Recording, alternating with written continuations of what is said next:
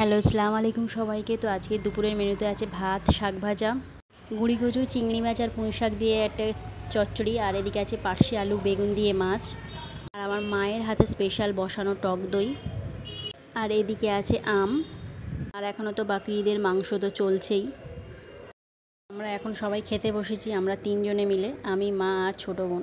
তো এত হাসাহাসি, এত ছ্যাবলামো ইয়ার্কি মারা হচ্ছে, তো ভয়েসটা এই জন্য বন্ধ করে দিয়েছি, এত ইয়ার্কি মারা হচ্ছে। বন্ধুত্ব করাও বিপদ পারা যায়, গ্রামের দিকে বন্ধুত্ব করলে ধরে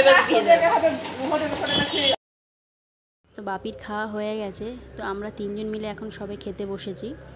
এই গুঁড়ি কচু, পুঁই শাক আর চিংড়ি মাছ একটা লোভনীয় খাবার, আমার তো খুব ভালো লাগে। বসে মা আর বোন এত হাসাচ্ছে কি বলবো।